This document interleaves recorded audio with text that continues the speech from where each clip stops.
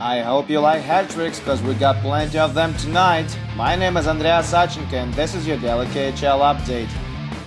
Welcome to Khabarovsk, where Amur face off against their arch-rivals Admiral. Andrew Leeson is back in Admiral jersey and he's going up against Alexei Murygin tonight. Alright, first period and Amur gets off to a pretty bad start. Just 3.5 minutes in, Niklas Bäckfors opens up the scoring on a power play. Neat marker by the Swede, 1-0 Admiral. A little later, Amur's D is a bit careless with the puck in their own end. Alexander Gorshkov takes a shot and it goes in. First KHL game and first KHL goal for Mr. Gorshkov.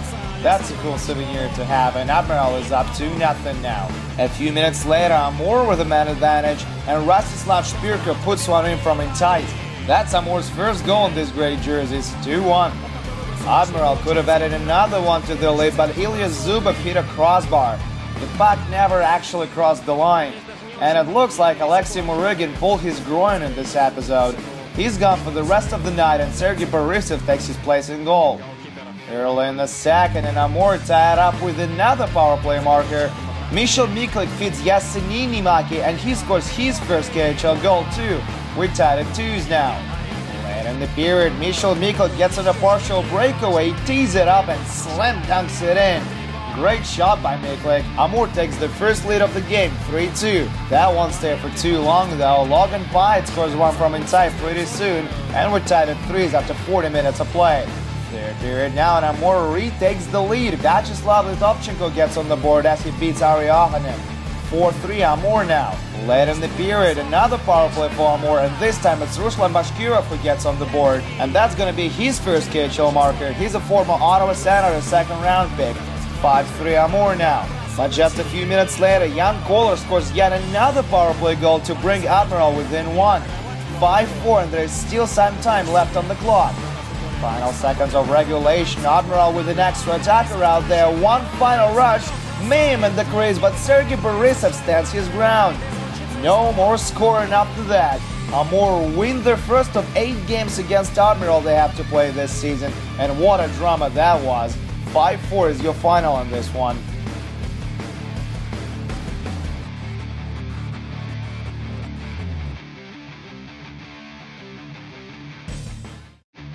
Moving on to Omsk now, where Avangard hosts Medluk Novokuznetsk, and this one turned out to be a one-man show. 19-year-old Ilya Sorokin, New York Islanders prospect, was HOT tonight. Hot, hot, hot. A shutout performance by this young man-miter. He stopped all 37 shots he had to face and got KHL's first shutout of the season. What a night for Sorokin. The only goal was scored in the second stanza by Alexander Komaristi. His original shot was stopped by Konstantin Barulin, but he still managed to score on a rebound. Kuznia wins this one 1-0 and takes 3 points to start the season. Next stop, Astana, Kazakhstan. Boris meets Salavat Yulaev. Gavin Damlin is back in town, and tonight he and his fellow Canadian Nigel Dawes are gonna wow a few people.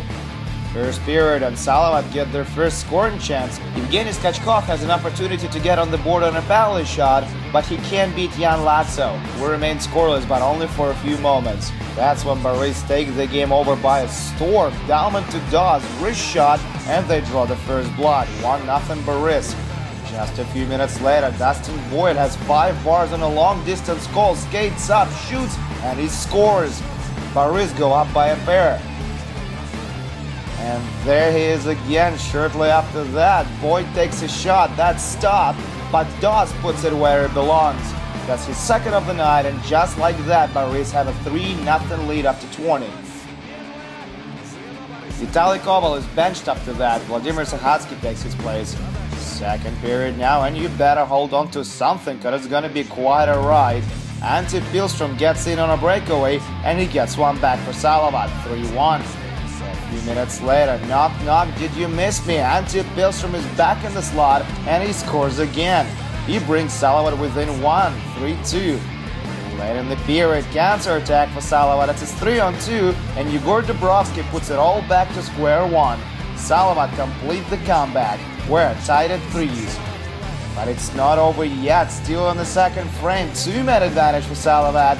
Pilstrom takes a one-timer and it goes in again. Ante Pilstrom scores a hat-trick as Salavat score 4 unanswered goals and take their first lead of the game, 4-3. Shocking. It would have been a bed of roses for Salavat, but Denis Bodrov received a game misconduct for a cross-check late in the period, and Boris will convert it in the third. Doss feeds Dalman on a 5-on-3, and he doesn't miss. Even Steven on the board again, 4-4. And here's the finish. And I dare you to remember the last time you've seen anything like that. Alex Kutuzov takes another penalty late in regulation. The clock is winding down. The time is almost up. Michael Andin fields Nigel Dawes, and he scores a split second before the buzzer goes off. And I'm not even making this up. Nigel Dawes wins it for Boris and completes his hat-trick, all with just a fraction of a second left to go. 5-4 is your final on this one, and I'm really sorry if you're a Salavat fan, but what a finish.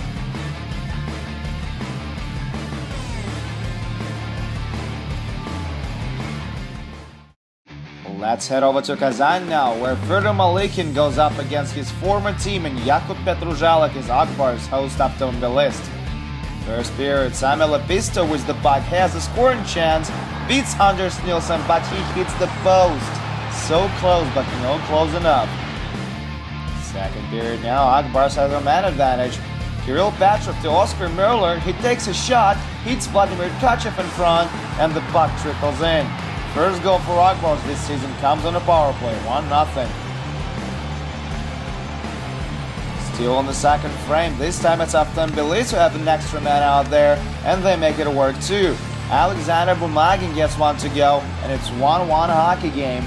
5 minutes later, Akbars enjoy another power play. Ilya Nikulin lets one rip from the blue line, and that beats Jakub Kovacic. What a cannon by Ilya Nikulin. Akbars back on top, 2-1. And as the rink announcer goes through the marker, Akbars score again. Jan Nepesinin gets one in as Alexander Burmistrov and Mikhail Varnikov draw the assists. 2 quick goals for Akbars, and they lead 3-1 now. Avtomobilis bring it within 1 in the third as captain Alexei Simakov gets a tally of his own. He scored a dozen of goals just like that over his career. You gotta watch out for this guy. But that's as close as Avtomobilis is gonna get. Akbars start with a win on home ice. 3-2 is your final. Neftakimik began the season with a win over Tractor. Team Stapleton scored just over 3 minutes into the opening frame, and Andrei Stepanov doubled Neftakimik's lead less than 5 minutes later. Both are new on the Nizhny Kamsk team this year. Maxim Berezin picked up his second point of the night on a power play late in the second to improve home team's lead to 3-0. Stanislav Chistov got one back for Tractor also on a power play in the third, but that was too little, too late. Dan Saxton scored in an empty net to give us our final. Neftakimik beat Tractor 4-1.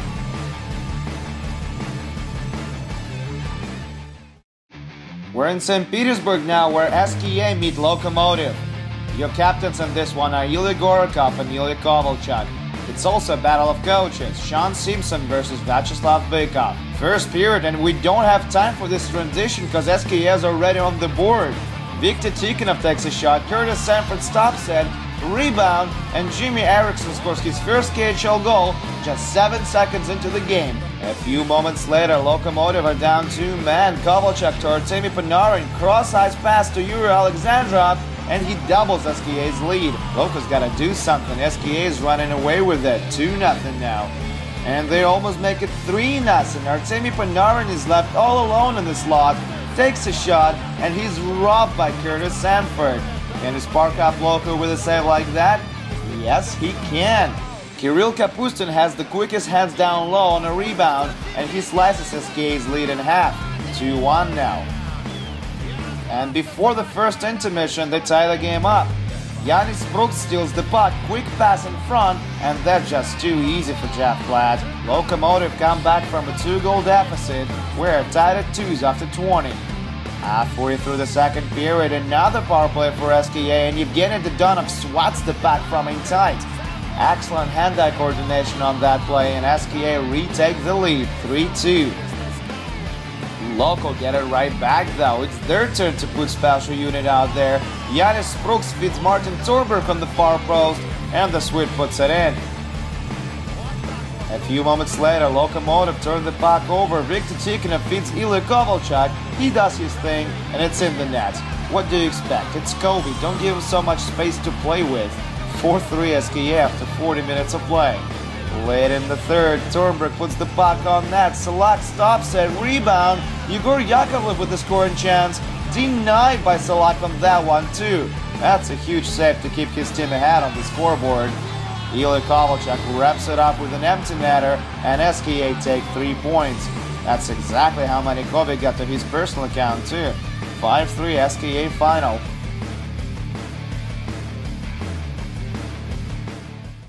Helsinki, Finland is the site of our next game. Jokerit make the KHL debut against Dynamo Minsk. First period, Jokerit is on a power play, pass in front to Niklas Hagman, and that would have been surprising had he missed. 1-0 home team. Just over 3 minutes later, Dynamo Minsk enjoys a power play, and former Medveshchak players get the job done. Jonathan Chichuk ties it up while Ryan Vess and Matt Allison draw the assists. 1-1. Second period now, and neither of the teams can grab the momentum. Ryan Gunderson cuts into the slot and beats Lars Haugen to put Jokerit up by 1 again, 2-1. Dynamo ends it with another power play goal just over a minute later. Chichu feeds Charles Ingle. He tries to center it, but Lady Luck gives him something better. Third period now, another power play for Minsk, and they score again, and it's the usual suspects. Lingle and Allison get the assists, and Jonathan Chichu scores his second of the night. 3-2 Dynamo. A little later, Petr Kokol gains some speed. He's not going to be stopped, and he ties it up again with his first in Jokerit jersey.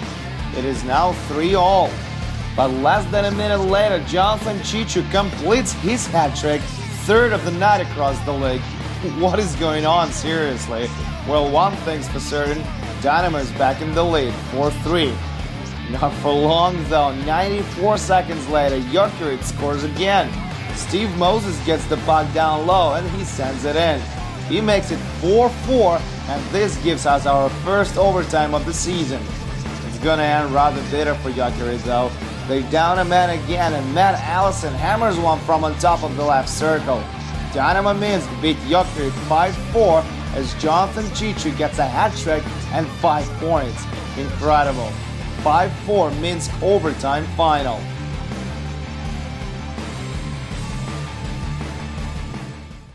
We're in Bratislava, Slovakia now, where Slovan hosts Medveshchak.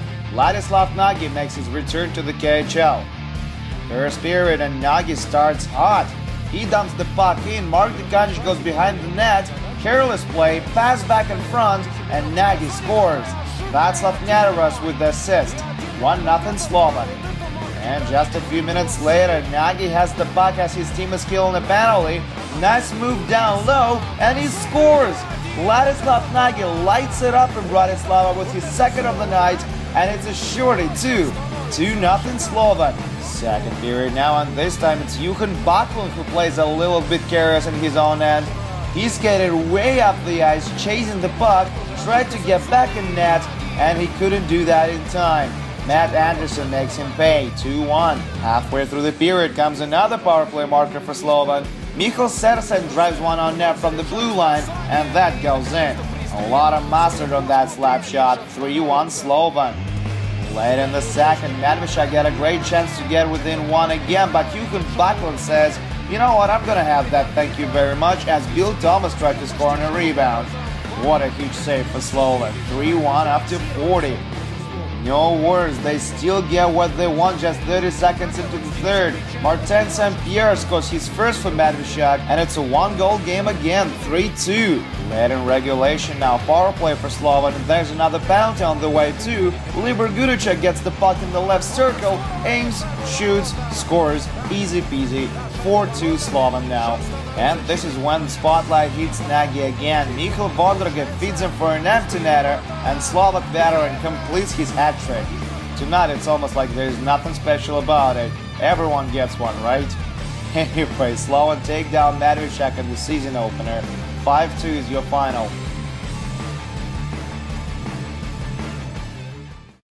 Couple of more scores to tell you about. Severstal was shut out by Torpedo in their season opener tonight. Nizhny Novgorod won 2-0. Lada's return to the league also turned out to be rather frustrating for the fans as they lost to Uber 5-2. And that's it for your daily KHL update. Just one game to watch this Friday, but it's Dynamo Moscow versus Red Army. You don't want to miss that. My name is Andrea Sachenko. See you guys tomorrow.